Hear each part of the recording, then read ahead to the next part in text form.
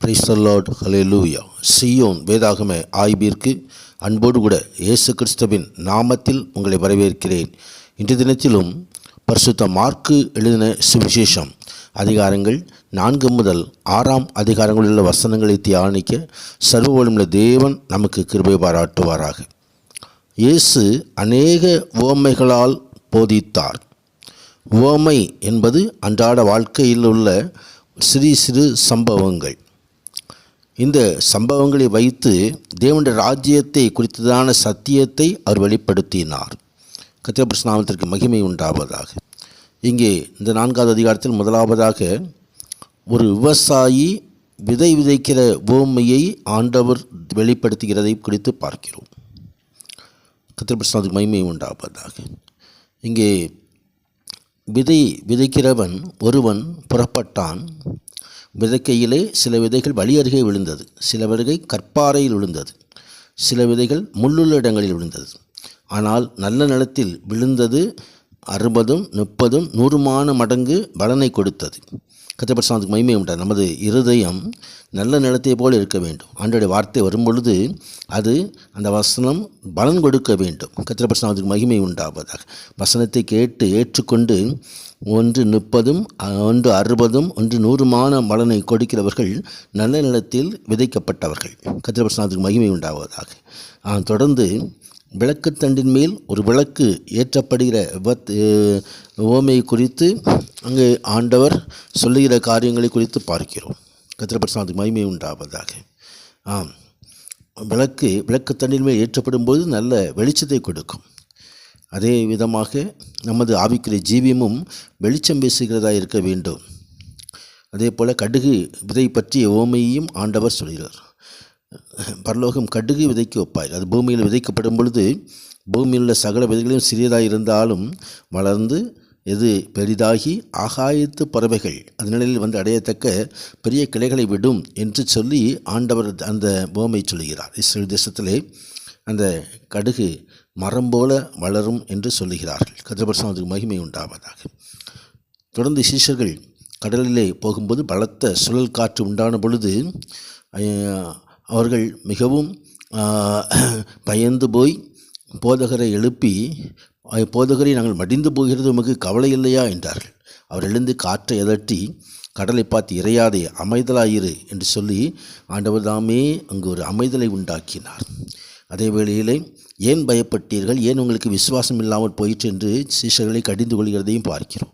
நாம் எப்பொழுதும் விசுவாசத்தோடு இருக்க வேண்டும் என்று சொல்லி ஆண்டவர் எதிர்பார்க்கிறார். கர்த்தருடைய நாமத்துக்கு மகிமை உண்டாவதாக. தொடர்ந்து 5வது அதிகாரத்திலே அசுத்த ஆவி பிடித்த ஒரு மனிதன் சுகமாகுவதை குறித்து பார்க்கிறோம். கர்த்தருடைய நாமத்துக்கு மகிமை உண்டாவதாக. அங்கே அசுத்த ஆவியில் ஒரு மனுஷன் பிரேத கல்லறைகளிலிருந்து வந்தான்.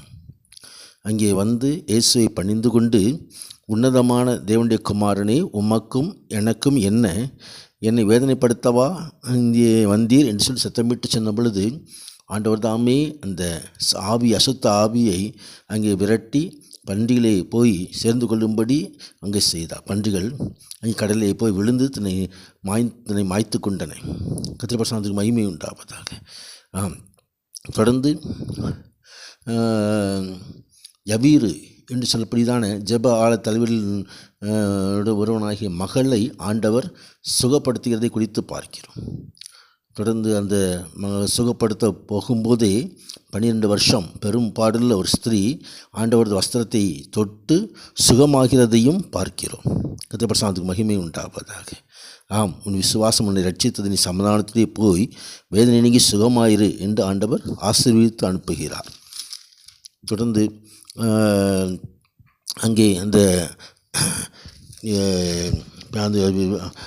ஆண்டவரை சந்தித்ததான அந்த ஜெப ஆலய தலைவன் யவீரு அந்த மகளையும் ஒருவேளை மரித்து போயிருந்தாலும் தலித்தாகுமி என்று சொல்லி சிறுபெண் எழுந்திரு என்று சொல்லி ஆண்டவர் உயிரோடே கொண்டு வந்தார். சிறுபெண் எழுந்து நடந்தால் 12 வயதுள்ளவராய் இருந்தால் என்று எழுதப்பட்டிருக்கிறது. 6வது அதிகாரத்தில் தீர்க்கதரிசி ஒருவன் தன் ஊரிலும் இனத்திலும் தன் வீட்டிலுமே என்று எங்கேயும் கனவிடம் அடையான் என்று சொல்லி ஆண்டவர் சொல்லுகிறார். அங்கே ஆண்டவர் தாமே தனது சொந்த வளர்ந்த ஊருக்கு வரும்போது அங்கே தேவாலயத்தில் உபதேசம் பண்ணும்பொழுது அவர்களுக்கு விசுவாசம் இல்லை. அவர்கள் இவன் தச்சன் மகன்தானே என்று சொல்லி அலட்சியமாக இருந்தார்கள். எனவே அவர்கள் அற்புதங்கள் ஒன்றும் செய்யக்கூடாமல் போயிற்று என்று சொல்லி பார்க்கிறோம்.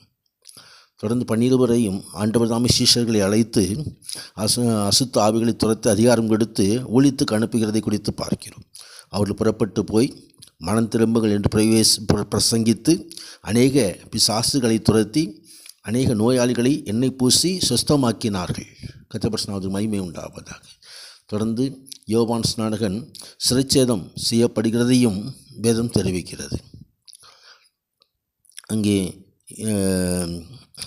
ஏரோதியாள் என்று சொல்லப்படிதான அந்த அவனுடைய குமாரத்தி வந்து ஏரோதுவை மகிழும்படி அங்கே நடனம் பண்ணி அங்கே ஏரோது என்ன வேண்டும் என்று சொல்லி கேட்ட பொழுது யோவான் ஸ்நானனுடைய தலை வேண்டும் என்று சொல்லி அங்கே யோவான் ஸ்நானனுடைய தலை அங்கே சிறைச்சேதம் பண்ணப்பட்டு அவன் இரத்த சாட்சியாய் மறிக்கிறதை இந்த பகுதி எடுத்து காட்டுகிறது.